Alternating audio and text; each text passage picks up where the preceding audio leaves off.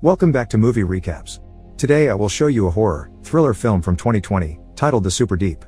Spoilers ahead. Watch out and take care. In 1984, epidemiologist Anna Fedorova loses her research associate when the testing of a vaccine goes wrong. Feeling guilty for having authorized testing on humans without preliminary or animal testing first, Anna wants to shut down the project, but Colonel Yuri Morozov stops her. Shutting down the project wouldn't help her feel any better, and the soldiers in Africa need her. If she gives up now, her friend would have died for nothing. Months later, Anna is spending New Year's Eve with family and friends who congratulate her for having come up with a vaccine so fast. Their dinner is interrupted by a phone call from Morozov, who needs Anna for a special mission. There's been an incident at the Kola Super Deep borehole, some noises have been heard and people disappeared, so the station has been shut down and will be sealed in 24 hours. The head of research has been denounced for hiding data on a supposedly unknown disease, and that's why they need Anna. After Morozov promises her full credit for the discovery and the position of head of the Military Biological Defense Institute, Anna accepts and gets ready to leave. In the morning, Anna arrives at the station together with Morozov and a group of soldiers led by Major Sergei Mikheyev and his right hand Agorov. As soon as they land though, they already encounter their first problem. A scientist has escaped the station with a grenade in hand that he detonates as soon as he reaches the helicopter. The group hears a buzzing in their ears for a few seconds, but luckily they're all fine. Anna wastes no time and goes to check the scientist's body to gather a sample while Sergei teases her for her accent, trying to guess where it's from. The sample, however, turns to dust as soon as Anna puts the lid on the test tube, and she can't help noticing a weird red glow on the body as well. One of the station's guards explains that the scientist went crazy as soon as he reached the surface, and he was so strong not even 3 soldiers could stop him. The rest of the staff is being evacuated now, so Anna goes to take samples from them before they leave. One of the men tells her everyone's dead down there and the disease is a lie, so she should run back to her family. All the miners seem fine, but the one with the scar saw something that has scared him, so Anna does think it may be more than a disease. Afterward, Anna, Morozov, and the squad of soldiers enter the station with head scientist Pyotr Kuznetsov and Dr. Dmitry Grigoriev. Anna tries to ask some questions about this mysterious infection, but Grigoriev refuses to give her details because he thinks they're all here with an ulterior motive. He'll only help them enough so that they can get their sample and guarantee a safe evacuation for all the survivors, no more. Anna wants to know why he even locked up the survivors in the first place, but Grigoriev doesn't answer that either. The group makes it to the elevator, where Grigoriev has to be careful when imputing the access code because getting it wrong 3 times makes the elevator crash as a security measure. Thankfully he gets it right on the 3rd try, so the party begins descending into the deepest man-made hole in the world. When they reach their floor though, the brakes don't respond, so Grigoriev depressurizes the elevator and puts on an oxygen mask while the rest of the group passes out. When they wake up a few moments later, Grigoriev has left with the elevator key.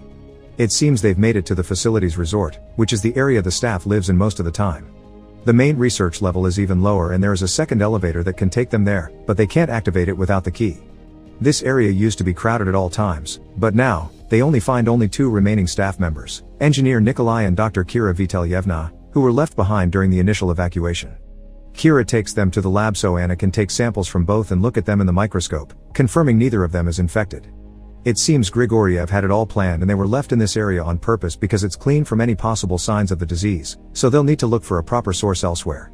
Speaking of Grigoriev, he reveals himself to Anna to ask her to take the team back to the surface through the shafts and save themselves while they can because people should always be the priority. Anna calls the soldiers to capture him, but before they can reach him, Grigoriev escapes using the elevator, only leaving a bloodstain on the door behind. They decide to send a group of soldiers led by Agorov into the shaft, which they need to force open because Grigoriev had sealed it up. While the soldiers put on protective suits to withstand the incredibly high temperatures of the lower levels, the shaft doors suddenly open on their own, revealing lab assistant Olga Krylova looking rather sick after walking through the heat to reach them. The soldiers rescue her and take her to the lab, then go down the shaft.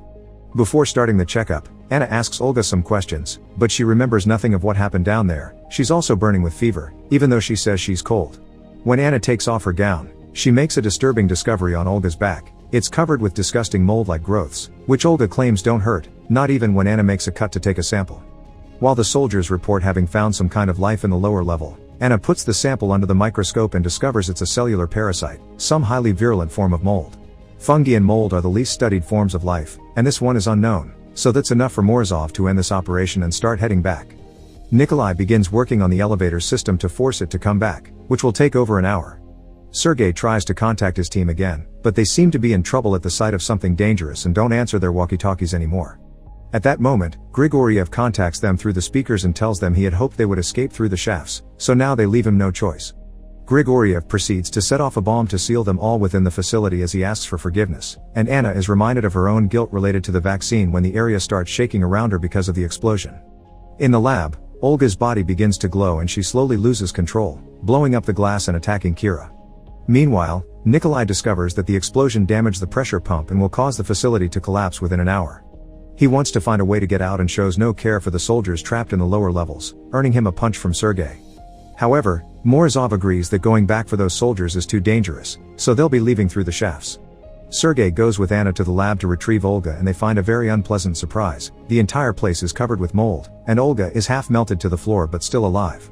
On the other side of the door, Morozov doesn't care that Anna is surrounded by contamination without protection and orders her to take samples anyway.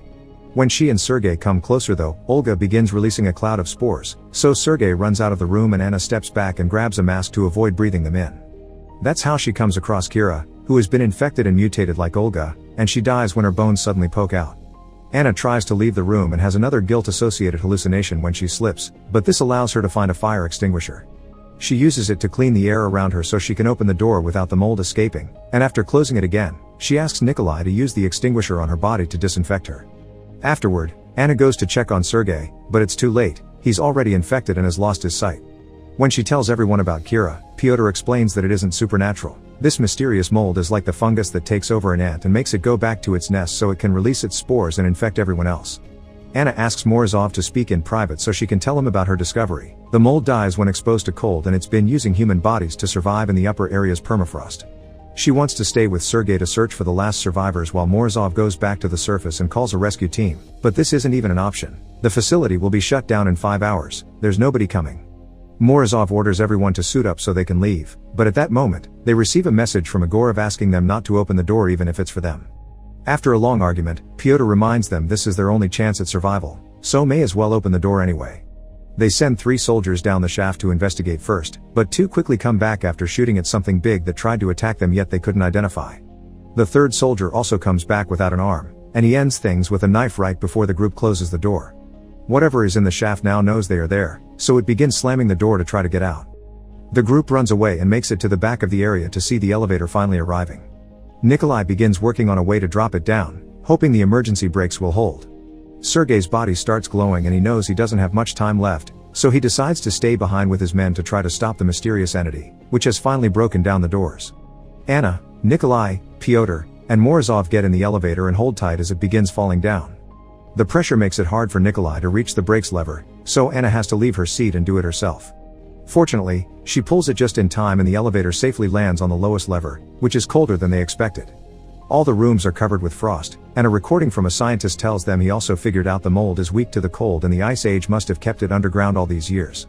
Sooner or later though, it'll figure out that the permafrost has an end and it could escape. This thing has already learned to melt bodies together for warmth and power. This is the reason why the group doesn't find any survivors. They're stuck on the wall in a giant melted pile of mold that has died of cold. Morozov takes the last suit and enters the 200 degrees environment to try to recover the elevator key from Grigoriev. While they wait for him, Anna asks Nikolai and Pyotr not to say anything about this mold when they return to the surface because it would bring more people to investigate, putting humanity in danger. Nikolai accepts, but Pyotr is hesitant because he had been hoping to make a big discovery that put him on the map. When Morozov takes too long to come back, Anna decides to enter the hot area next without any protection, since in theory, the human body can survive there for a few minutes. As blisters begin appearing on her body, Anna finds Morozov dead on the floor because the suit had been sabotaged by Grigoriev. At least he has the elevator key in his hand, so after seeing the mold glowing on the walls, Anna takes the key and runs back inside. Nikolai tries to help her, but Pyotr suddenly shoots his leg and demands to be given the elevator key so he can go out and get the fame he deserves for this discovery. They give him the key and Pyotr takes the second elevator with both of them, keeping them at gunpoint. When they return to the resort level, they go to the first elevator corridor to investigate, and Pyotr tries to keep Anna behind so he can get into the elevator alone. However, he's suddenly attacked by the strange entity from the shaft. It's a disgusting creature made of the infected staff members that have been melted into one organism. They're still alive and screaming while the creature kills Pyotr. Anna runs away and hides in the mess hall, but the creature comes after her, so she grabs a knife and enters the freezer. There she gets an idea. She takes off most of her clothes and tosses a bucket of freezing water on her body so her temperature is too cold for the mold to infect her. Then she comes out and crawls under the creature to take the elevator key from Pyotr, who has also been absorbed. Locking the doors behind her, Anna rushes out of the mess hall and finds Nikolai so they can escape together. However, the creature finds them by breaking through the wall, so the pair runs away until they reach the elevator and manage to push the doors closed right as the creature tries to reach inside. The elevator starts going up, but Nikolai and Anna have one last surprise waiting for them. Sergei is also there with them, melting into the floor and begging them to do something as he coughs out spores. Anna stops the elevator because she doesn't want to take the mold outside, but Nikolai doesn't want to die here and activates it again. The two of them begin fighting over control of the elevator, and when Nikolai is about to kill Anna, Sergei forces his body to do one last effort. He raises his arm and uses the exposed bone to kill Nikolai first. To show her gratitude, Anna tells Sergei that she's from Yugoslavia and kisses him before getting to work on the elevator. Anna remembers putting the wrong code 3 times will crash it, so she starts punching numbers, which proves more difficult than it sounds because she's been infected too and her body has started glowing, so she feels weak with pain. The two first tries go slowly but well, but she barely puts half a fake code when the elevator makes it to the surface, so she has to struggle against the grasp of the rescue team to punch the final numbers. The elevator starts the self-destruct sequence and falls down as Anna leaves with the new team in a van. Surrounded by soldiers, she takes the chance to steal a grenade from them and gets off the vehicle as soon as the van leaves the facility. Seeing more scientists are arriving, Anna approaches them and detonates the grenade, matching the beginning of the story. Make sure to subscribe and turn on notifications so you can watch more videos like this. Thanks for watching.